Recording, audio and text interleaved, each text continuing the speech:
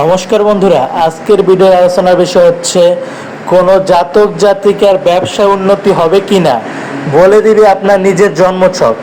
জানতে হলে ভিডিওটি শেষ পর্যন্ত দেখুন। এই জন্মছক দেখে কিভাবে বুঝতে পারবেন যে আপনাদের ব্যবসায়ের উন্নতির যোগ আছে। ব্যবসায়ের উন্নতির যোগ আছে কিনা তা জানার জন্য প্রয়োজন জন্মছকে ব্যবসায়ের যোগ আছে কিনা তা দেখার।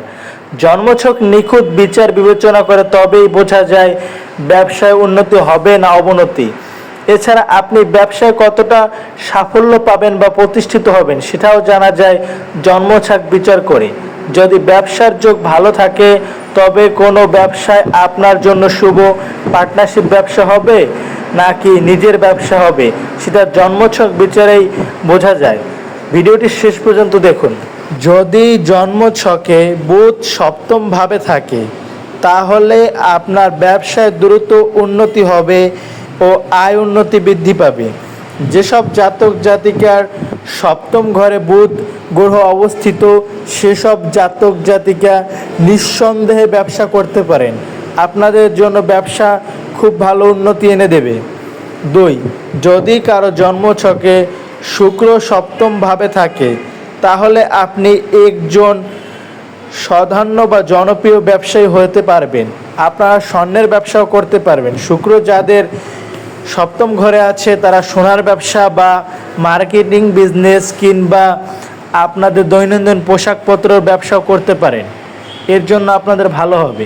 যদি কোনো জাতক জাতিকার সপ্তম ঘরে রাহু অবস্থান করে তাহলে ব্যবসার প্রতি আগ্রহ থাকবে প্রচুর, কিন্তু ব্যবসায় উত্থান পতন লেগেই থাকবে। আপনাদের জন্মছকে সপ্তম ঘর বা সপ্তম হাউস দ্বারাই ব্যবসার সম্পর্কিত বিবেচনা করা হয়। সপ্তম ঘরে যে গ্রহ অবস্থান করবে সেই মোতাবেক ফলাফল দেবে। এখানে যদি অন্য গ্রহের ভালো বা শুভ গ্রহের দৃষ্টি থাকে তাহলে রাহু ভালো ফলাফল দিতে পারবে। যদি কারো জন্মছকে মঙ্গল যদি সপ্তম ভাবে থাকে তাহলে ভুল সিদ্ধান্ত নেওয়ার ফলে ব্যবসায় খারাপ ফল দিতে হতে পারে আপনাদের। যদি মঙ্গল সপ্তম ভাবে থাকে তাহলে ব্যবসার ক্ষেত্রে তেমন একটা সাফল্য অর্জন করা যায় না। আপনাদের জন্য মঙ্গল গ্রহ সম্পর্কিত যে ব্যবসা আছে সেটা করলে হয়তো কিছুটা লাভ হতে পারে। কোনো জাতক জাতিকার জন্মছকে যদি রবি গ্রহ সপ্তম ভাবে অবস্থান করে তাহলে ব্যবসায় ভীষণভাবে উন্নতি লক্ষ্য করা না গেলেও মোটামুটিভাবে ভালোই চলে। এই সপ্তমভাবে সূর্য বা রবি যদি অবস্থান করে কোনো জাতক জাতিকার জন্মকুণ্ডলিতে তাহলে সে ব্যবসা করতে পারে, খারাপ না, ভালোই যাবে।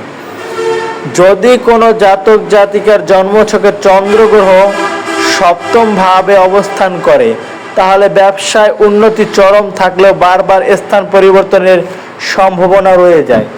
যদি কোনো জাতক জাতিকার সপ্তমভাবে চন্দ্রগ্রহ অবস্থান করে তাহলে ব্যবসায় সফলতা অর্জন হয় ঠিকই, কিন্তু আপনি এক স্থানে বসে ব্যবসা করতে পারবেন না, আপনার স্থান পরিবর্তন করতে হতে পারে।